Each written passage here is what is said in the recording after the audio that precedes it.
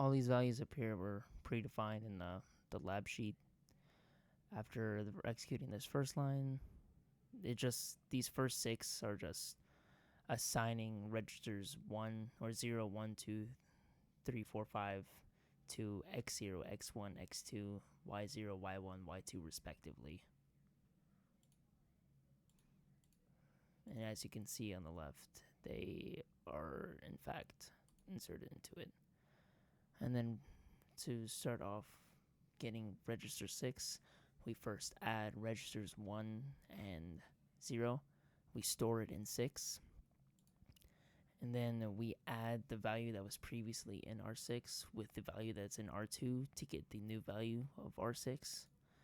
And then we add the new value of R6, which is 6, to the predefined value of add value, which is 1, to get the final value of R6, which is 7.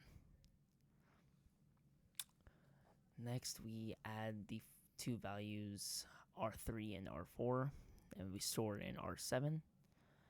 Then we add that value of R7 with R5 to get the new value of R7, which in hex is F, but in decimal it's 15. And then we subtract that 15 minus the sub value, which is 3, and we get 12 in decimal, or C in hex.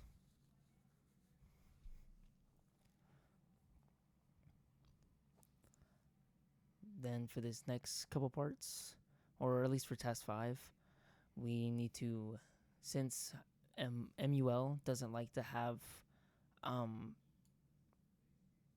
predefined things as equal numbers, it likes to use registers only. We move the mul value into register 9, and it defines mul value, which is 4, into register 9, and then we multiply the value of R0 times the value of R9 stored in R10. And then if we don't define this value into a third register to use in this task, it will just keep overwriting R10. So we need to copy R10, move it into R8, and then R8 and R10 will have the same value, which is right now 4. Now we multiply R1 and R9. This is 2 times 4, which is 8. This overwrites the previous value in R10. R10 is now equal to 8. And so then after that, we multiply R8 times the new value of R10, which is 8 times 4. And this should equal 32. Oh, sorry about that. This should equal 12 because it's adding.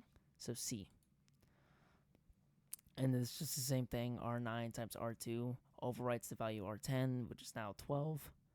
And then you add 12 plus the previous value R8, which is also 12. So the new value R8 is 24 in decimal, or 18 in hex.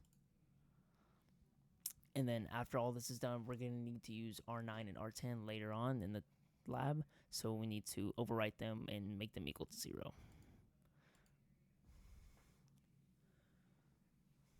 And task 6 is basically just the same exact thing as task 5, except you're dividing instead of multiplying. So we just assign div value, which is, I believe, 2, to R10. And then we divide R3 by R10, store that in R11, and then we get a third register to assign that value because it's just going to keep overwriting R11. So R9 is equal to R11. And so now we divide R4 by R10, store that new value in R11, which overwrites the previous value, and then we add the value that's in R9 plus the new value that's in R11, which should be worth, coincidentally, they're both 2, but it now equals 4. And for the last one, it's just R5 divided by R10, which is 6 divided by 2, I believe, and R11 now equals 3.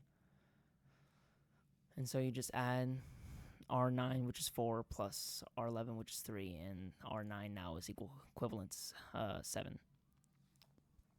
And again, like last time, we're going to need to use R10 and R11 again later on in the lab, so R10 and R11 are wiped or set to 0. Now for task 7, we need to multiply, or we need to take the dot product of the two vectors, which is the first term multiplied by the first term of the other vector, second by second, and third by third, and then we add those three values together. So first off, we need to multiply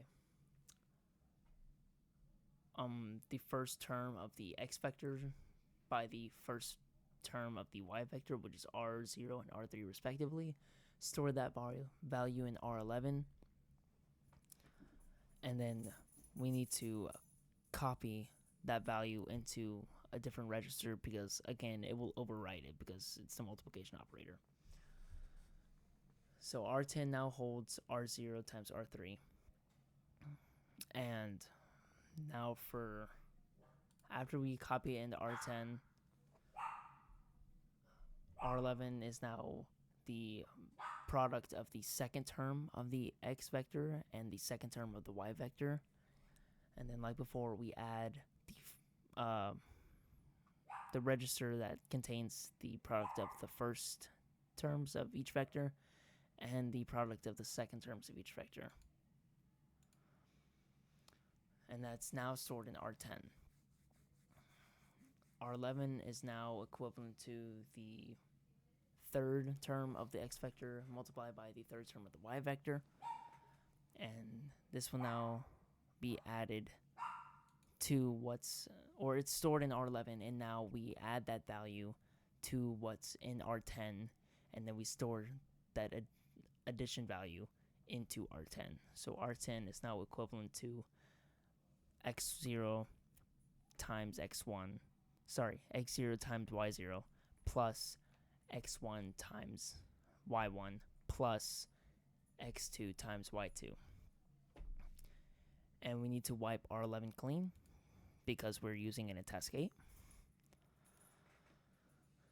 We need to set R12 equal to 0 for the 2's complement, so we can subtract R10 from R12, which gives the negative value of R10 basically, and stores it in R11, which is the 2's complement of R10.